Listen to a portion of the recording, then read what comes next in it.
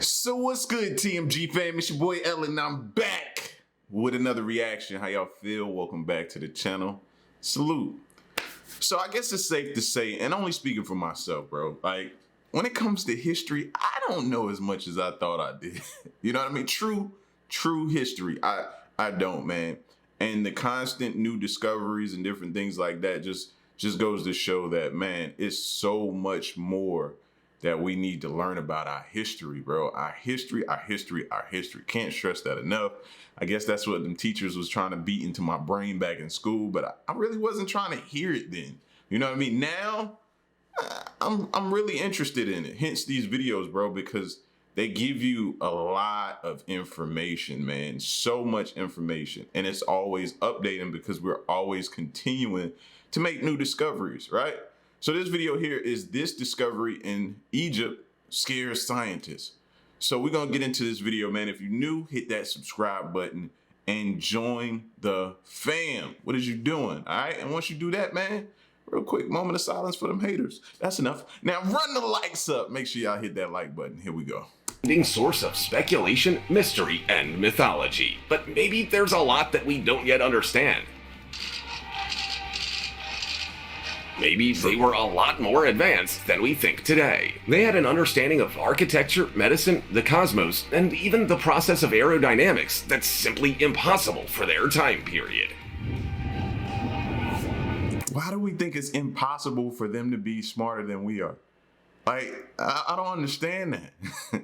I don't. From the very first model of a working aircraft to the tomb of the most mysterious pharaoh that ever lived, here are 20 amazing discoveries in Egypt. And they didn't have as many distractions as we do. So they had more time to hone in on certain skills that they wanted to develop. It's so many distractions nowadays. It's hard to maintain focus on one thing. You know what I mean? That scares scientists.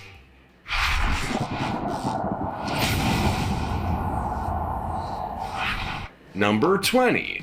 Finding the tomb of King Tut's wife. Queen Ankhesenamun was a very mysterious and troubled figure in ancient Egypt's history. She married her father at age 12, and then they married her to her half-brother, famous King Tutankhamun. When King Tut died at a very young age, she was remarried to Pharaoh I, and until very recently, nobody knew where her tomb was. According to archaeologist Zahi Hawass, former head of Egypt's Supreme Council of Antiquities, they have found a mysterious tomb near Pharaoh I's tomb, and it may belong to Queen Ankhesenamun, who lived in the 14th century BC. They have unearthed 4 foundation deposits, which is evidence that there is a tomb under there. The foundation deposits are basically holes filled with votive objects, such as a blue painted vase, knives with wooden handles, and the head of a bovine. A scan of the site, situated in Egypt's infamous Valley of the Kings, shows an anomalous void that may be the hint as to where the tomb entrance may be. But they haven't been able to fully locate it yet, which is very strange, isn't it? It's not the first time a radar proves problematic in the Valley of the Kings. Famously, in 2016, a radar scan showed a secret chamber in King Tutankhamen's tomb, but later scans showed that the chamber does not exist. Is this still proof of the powerful magic that the ancient Egyptians meddled with? Are these tombs still cursed? Do you think we should just leave them buried, not knowing what kind of evil could be unleashed? Yes. Before we go on, like this video, smash the subscribe button and click the notification bell right now, or this centipede will crawl on your face when you're sleeping. Now, it's time for the star topic. This incredible discovery was recently unearthed in an undisclosed location in Egypt. Scientists are completely baffled about this chariot that doesn't seem to belong to any period of time from ancient Egypt. In fact, this exact type of chariot is found all over Bulgaria. So how come it was found inside of a tomb in the middle of the Egyptian desert? All we know is that the tomb is at least 3,000 years old. At that time, the Egyptian Empire didn't have any kind of connections with modern-day Bulgaria. Could it be a lone traveler that decided to investigate northern Africa on his own? Legend has it some pharaohs would disguise themselves as peasants and travel to Europe to see what they were inventing there, to see what they could bring back to their people. What do you think? Comment down below with the hashtag StarTopic and let us know your opinion in relation to what we just showed on screen. With that said, let's keep things moving. Number 19. Mummy Cache. There's a very special area within the Saqqara necropolis in Egypt called the Area of Sacred Animals. As you may already know, there were lots of animals that the ancient Egyptians considered sacred, the most famous one being the cat. And archaeologists have recently unearthed 100 vividly painted wooden coffins from some 2,600 years ago. The sarcophagi are all in pristine condition and completely sealed. They were found all stacked atop one another in the same chamber as 40 statues of the funerary deity Ta-Sokar Osiris and some bronze sculptures of the lotus flower god called Nefertum. Historians have placed all of these sarcophagi to the 26th dynasty, which was from 688 to 525 BC. And based on the inscriptions and names on the coffins, this was possibly the burial site for a family or a group of people, most possibly priests and high officials of the temple of the cat goddess Bastet. A sealed door has also been unearthed, and they expect to find even more mummies behind it. Number 18. 20 sealed coffins in Luxor. Egypt is currently conducting the largest excavation project since 1922, the year that King Tutankhamun's incredibly preserved tomb was discovered and opened. And recently, archaeologists have unearthed 20 intact sarcophagi near the Egyptian city of Luxor. This is one of the largest and most important discoveries in recent years. The coffins were located on the Nile River's west bank, also known as the Valley of the Kings, which was once part of the ancient Egyptian capital city of Thebes. The sarcophagi were found stacked in 2 layers in a gigantic tomb, and they are all made out of wood. Surprisingly, they are in incredibly good condition. They're particularly impressive for their bright colors, as well as the fact that they are still sealed, which is a rarity in Egyptian archaeology. Officials have not yet confirmed what time periods the coffins date to, but everything points towards Egypt's late period, which lasted from 664 to 332 BC. They most likely belong to nobles and government officials because of where they were found in the necropolis. Do you think they should open the sarcophagi, or do you believe that they should leave the past in the past? Some people think that opening coffins from ancient Egypt is never a good idea. Right, it just seems extremely risky to me, man. You just don't know what you're unearthing and uncovering and letting and releasing. That's why I always say, man, curiosity, bro. Curiosity is gonna be our downfall. Yeah. Number 17. The Sacred Animals Cache. They've uncovered recently a massive cache of mummified animals, including the world's largest scarab beetle at the ancient Saqqara necropolis, just south of Cairo, Egypt. This amazing discovery is the result of the hard work of a group of Egyptian archaeologists. They've unearthed a plethora of ancient artifacts, such as masks, statues, and mummified cats, crocodiles, cobras, and several different birds. Also, a tomb belonging to a 5th dynasty royal priest called Watai. The leader of the mission has declared that CT scans done on 5 of the largest mummified have revealed that they were not cats at all, but there's a strong likelihood that they are in fact lion cubs, all according to the shape and size of the bones.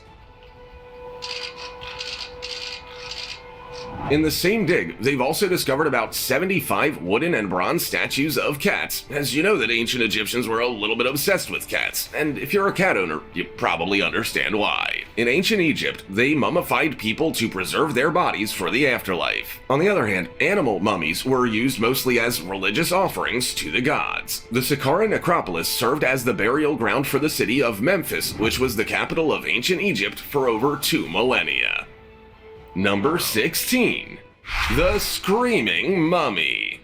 In 1881, archaeologists discovered the Deir el-Bahari Royal Cache in Luxor. This is the place where important priests of the 21st and 22nd dynasties would hide the mummified corpses of royal members of previous dynasties in order to protect them from grave robbers, which were many and savvy back then. And there, they discovered one mummy that is shrouded in mystery, the Screaming Mummy. Recent studies with CT scans and DNA tests carried out by Sahih Hawass have determined that the Screaming Mummy is the corpse of none other than Prince Pentaweret, the son of Pharaoh Ramses III. The story of Prince Pentaweret is a very dark and painful one. He was actually forced to kill himself by hanging as a punishment for having been involved in the assassination of his father. This horrific event in ancient Egyptian history is known as the Harem Plot. To further punish the murderous prince, the priests refused. Even back then, you couldn't even trust your own kin. to mummify his body, and they wrapped his corpse in sheepskin, which indicates his status as unclean. For ancient Egyptians, not being mummified meant that the person would be destined to hell in the afterlife. King Ramses III was the second pharaoh of the 20th dynasty of ancient Egypt. He is believed to have reigned from the 26th of March 1186 to the 15th of April 1155 BC, the day of his murder. Ramses III is considered to be the last great monarch of the New Kingdom to wield an important authority over Egypt.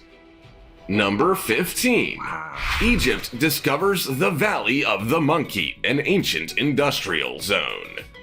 Did you ever wonder how ancient Egyptians managed to create so many beautiful and valuable artifacts? Well, it seems they too had industrial zones, just like we do now. They've recently unveiled the first one ever discovered. It's called the Valley of the Monkeys, and it's located in Luxor. The area includes 30 workshops, houses for storage, and the cleaning of funerary furniture. They also unearthed several potteries dating back to the 18th dynasty. The manufacturing area also contains a deep cut and water storage tank that were most likely used by the workers.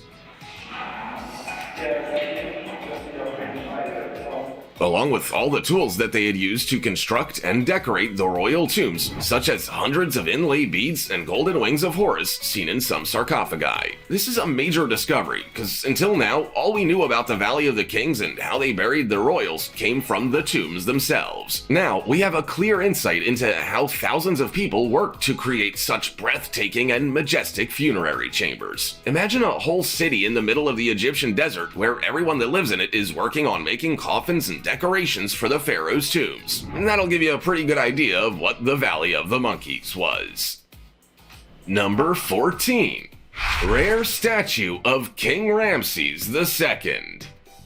An extremely rare pink statue of Pharaoh Ramses II has been recently discovered near the pyramids of Giza, Egypt. The mysterious statue is made entirely of pink granite and is almost 3.5 feet tall. The statue has the symbol Ka, which is believed to represent the ethereal, the soul or the spirit of the person. In other words, this beautiful statue may have had the purpose of providing a resting place for the pharaoh's life force for the afterlife.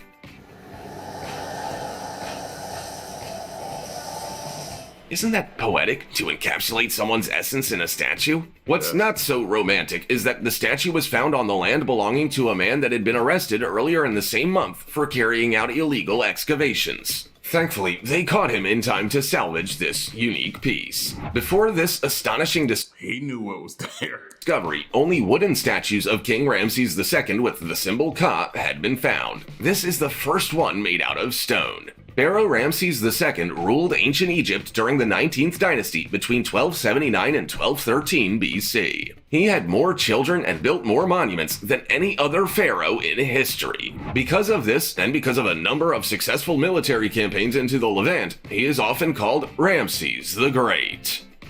Number 13. 59 mummies and mysterious gods have emerged from Egypt.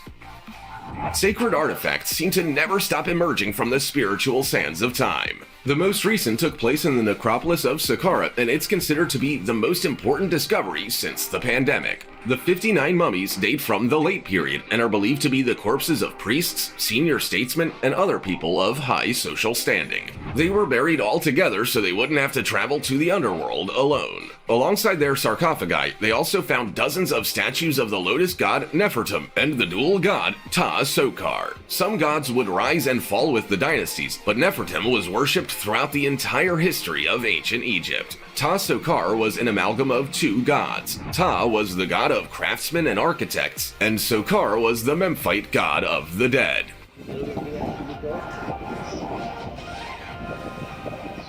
It's very possible that some priests would have used Saqqara as a site to worship these two gods. The necropolis of Saqqara is one of the largest and richest burial sites of ancient Egypt, and it was used for over 3,000 consecutive years. The 59 mummies come from a period in history often referred to as the Egyptian Renaissance. Temples, literature, and art bloomed in this prosperous era. Number 12. Roman-era mummy found in Egyptian oasis.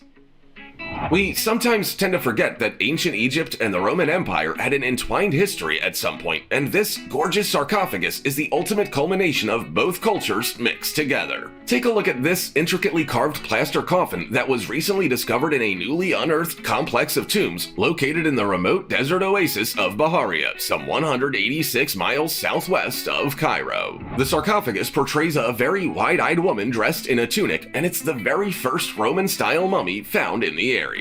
This discovery was part of a cemetery dating back to the Greco-Roman period, along with 13 other tombs.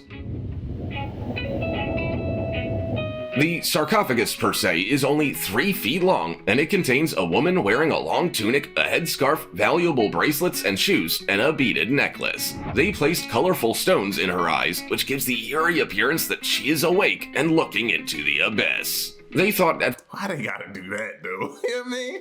I don't need it to feel like I already have that issue with like old paintings on the wall that feel like when you walk past it's staring at you. Now this stuff too? No, man. Why did they do that? First, that it was a child's mummy because of the small size, but the decorations and features indicate that it is, in fact, an adult woman. As it seems, people of diminutive stature have been unearthed in other parts of Egypt, and they all seem to have a certain importance in local religions at the time. Number 11. Limestone coffin housing mummies. On September 21st, 2020, an Egyptian mission of the Supreme Council of Antiquities announced a very curious discovery. It was a burial shaft housing a limestone sarcophagus alongside several Ushabti statues. The site is located in Tuna El Gebel, an archaeological area in Minya. The head of the dig, Mustafa Waziri, reported that the well was found at an approximate depth of 5 meters, in which the unique sarcophagus was buried. The coffin itself has inscriptions depicting the 4 children of the god Horus. All of the items were in very good condition. The mummy is that of a person called Jehudi Hotep, who was a member of the 26th family. He is believed to have held the position of supervisor of the thrones. Tuna El Gebel is located in the city of Malawi, and it was the necropolis of Khnum. There are many monuments there from the Greco-Roman area, even from the late Middle Ages. The area is famous for hosting the catacombs of falcons, baboons, and ibises, and the tombs of Pedosiris and Isidora. Number 10. The tombs of the pyramid builders. I bet they taught you in school that the Great Pyramids were built by insane numbers of slaves or Jewish people, that they were treated horribly and worked until they succumbed to exhaustion and thirst. But it would seem that that never actually happened. The recent discovery of the tombs of pyramid builders tells us— So it was okay for me to go to sleep in school because they was giving us false information is what you're saying, huh?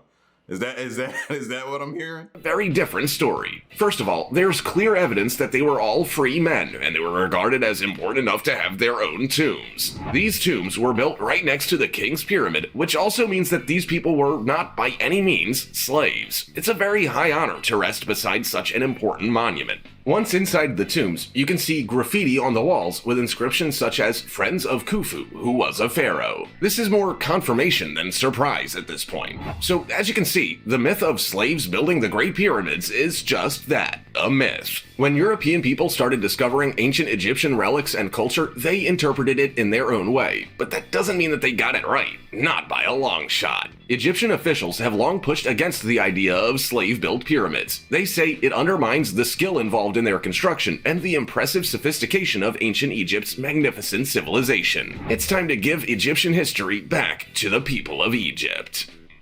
Number 9. Strange Egyptian head cones. If you look closely at some ancient Egyptian paintings, you'll be quick to notice something rather bizarre. Some of the people depicted have these very weird cones sitting atop their heads. These mysterious cones have long baffled archaeologists and historians alike. So much so that they ended up just concluding that they must have been a symbol of some sort. But now, we have found the first head cones. Probably could be like position, you know what I mean, where you rank at. Something like that, maybe. The different type of cones you wear, something like that. They were discovered at Akhetaten, a city famous for being one of Egypt's most extravagant and unusual places. First of all, the city only existed for 15 years, and it bears the name of Pharaoh Akhetaten, who not only is believed to have been King Tutankhamun's dad, but he also invented a monotheistic religion who worshipped a god represented by the sun. Now, of course, this religion was quite short-lived. The 2 head cones were found in a low-status workers' cemetery. They were made of beeswax and were tangled up in tresses, which is bizarre because in the paintings such cones were only worn by members of the upper class. Which begs the question, what if these less unfortunate inhabitants of the city crafted themselves pairs of dummy cones? As it seems, the discovery of the mysterious objects raises more questions than it answers. Number 8. Tomb KV5. King Ramses II evidently loved his sons very much, so much that he had a huge tomb carved for them in the famous Valley of the Kings. Ramses II ruled during the 19th dynasty, which was at the height of Egypt's power and riches. Their mighty and colossal empire stretched from Nubia in the south and across the Middle East in the north. This period was called the New Kingdom, and it is known today as Ancient Egypt's Renaissance. At this time of prosperity, King Ramses II ruled, and he's vastly regarded as the greatest pharaoh to ever rule Egypt. We said earlier in this video that he built more monuments and had more children than any other pharaoh before or since. And everything he did was on a large scale, including the tomb for his beloved and numerous sons. And when I say numerous, I mean that he fathered more than 100 children with his many wives and concubines. Jesus. Over 100, man. These days, if you make it up to the number 10, you look at as like just like crazy to have that many children. You know what I mean? Over 100. When did he have time to do anything else? Bro, like he stayed dehydrated. Like, you know what? Let me stop. But you get what I'm saying. Because he knew that this lavish and massive tomb would attract a lot of grave robbers, he decided to fill the first 3 chambers with dirt and mud from top to bottom. And it worked. In modern times, this breathtakingly impressive tomb was unearthed in 1902 by the same man who discovered King Tutankhamun's tomb. Number 7. Wow. Statues of Sekhmet. Sekhmet was a lion-headed mother goddess, and she was one of the most common deities in ancient Egypt. Sekhmet was also associated with Ptah, but she is best known as the Eye of the Sun. She represented the fierce, violent, and dazzling protective aspect of the god creator, the sun. She's often referred to as the Powerful One. She was the defender of the almighty creator god Ra, and she was also his daughter. She was ruthless and a force of nature, or nature itself, depending on how you look at it. She controlled the yearly Nile floods in Egypt. She had the essential capacity of giving life and fertility, but also taking it away. Pharaoh Amenhotep III was incredibly devoted to the mother goddess Sekhmet. He ordered the manufacturing of over 730 statues of her, and they were all quite grandiose. The trained artists that so delicately made these statues were clearly trying to focus on her beneficial qualities and neutralize her fearful aspects. But honestly, she still looks quite fierce. Facts. Number 6. Serapium of Saqqara.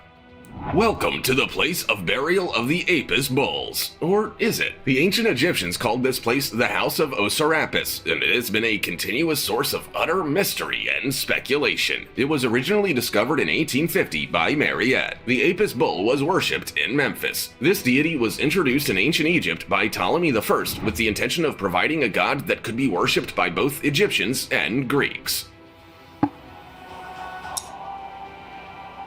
There are 24 sarcophagi here, and as you can see, it seems quite impossible that they could have been moved here. This place is That's what I was about to say, man. It always fascinates me, and I try to figure out, like, how did they get that in there? Did they build up around it? Did they bring it in and then...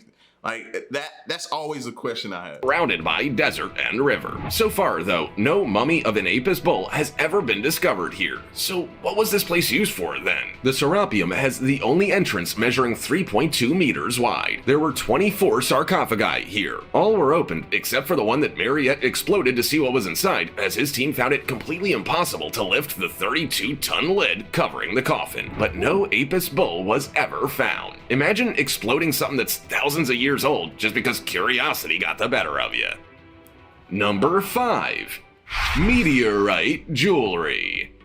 We all know that ancient Egyptians were very big on jewelry. The ones who could afford it were covered head to toe with golden pieces decorated with precious stones. But now, we've discovered a new material they did jewelry with, meteorite. Cool, huh? They found beads made from iron meteorites that fell to Earth from space in a 5,000-year-old tomb. That makes these gorgeous beads the oldest known iron artifact in human history. I mean, these were crafted roughly 2,000 years before Egypt's Iron Age even started. That's just mind-blowing. The tomb belonged to a teenage boy, and when they did a test on his necklace, they discovered, with utter surprise, curiously high concentrations of nickel, which is a universal telltale sign of iron meteorites. The X-rays also revealed that the delicate beads had been hammered into thin sheets before being rolled into tiny little tubes. And as it seems, this young man was not the only one that could show off his unique jewelry of cosmic origins, as they are discovering more and more artifacts from ancient Egypt that also have space origins, but none that dates from that long ago. This is truly a huge mystery. I mean, how did they know how to work with iron like that?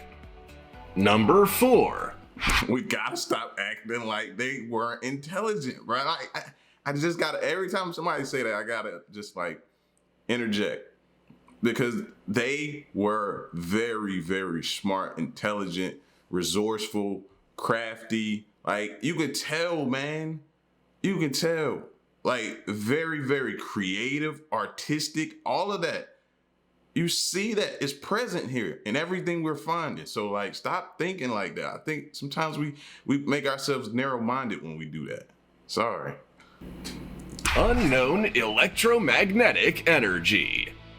Now that we know that the Great Pyramids of Giza were not made by slaves, that it wasn't just a mere attempt by the Pharaoh to demonstrate his power and reach, do you wonder then what they did make them for? They're clearly not tombs or a simple monument, so what are they? Well, the history of this magnificent structure that doesn't seem to suffer the passage of time like the rest of us has always been steeped in mythology and mystery. But now, an international team of physicists has found that the Great Pyramid can concentrate insane amounts of electromagnetic energy in its internal chambers and also under its base. If you're interested in reading the whole study, it was published in the Journal of Applied Physics. Basically, ancient Egyptians believed that our Earth has cycles, some positive, full of riches and abundance, and some others filled with terror and despair. They knew that the era of spiritual flourishing was coming to an end, so they literally decided to build a massive structure that would slow down the cosmic forces that were inevitably pushing them towards a period of cruel darkness. That's why the theory that the Great Pyramids were built by volunteers stands on its own. Nobody that's trying to save the entire planet would use slaves. Number 3. Dendrolite.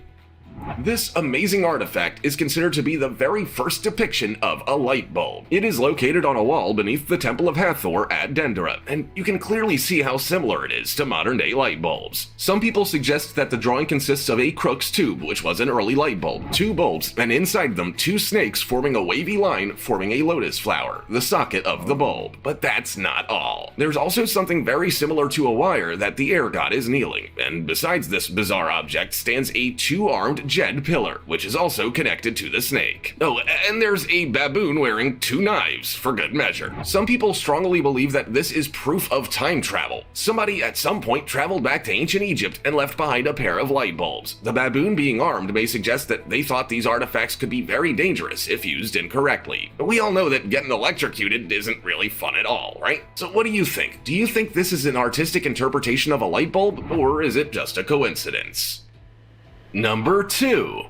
Tomb of the Silver Pharaoh. Also known as the Royal Tomb of Pharaoh Susens I, it's maybe one of the most magnificent and spectacular tombs of all of ancient Egypt, even more so than the one of the child king Tutankhamun. So how come the world hasn't heard of it? First of all, this amazing tomb was discovered on the brink of World War II. So as you can imagine, everyone had bigger fish to fry than to study a tomb from ancient times. But now, a group of archaeologists and historians are getting to work. One of the most amazing things they've discovered so far is that the king's mummy was actually entombed in pure silver. Pharaoh Susens is quite an obscure figure. Not much is known about him, except that he probably ruled over Egypt 3,000 years ago during one of the empire's most difficult times. He is considered the missing link of ancient Egypt's history. But the insane amount of riches found inside his tomb suggests that he was among the mightiest of rulers. His reign may have being buried in silver, yes, you automatically know he's higher ranking. lasted an astounding 46 years in a fractured empire, whereas Tutankhamen's only lasted a decade. Susen's skeleton showed a very hard-working man who suffered from a very debilitating rheumatic disease, but he still managed to live 80 years. Wow. Number 1. The Saqqara Bird.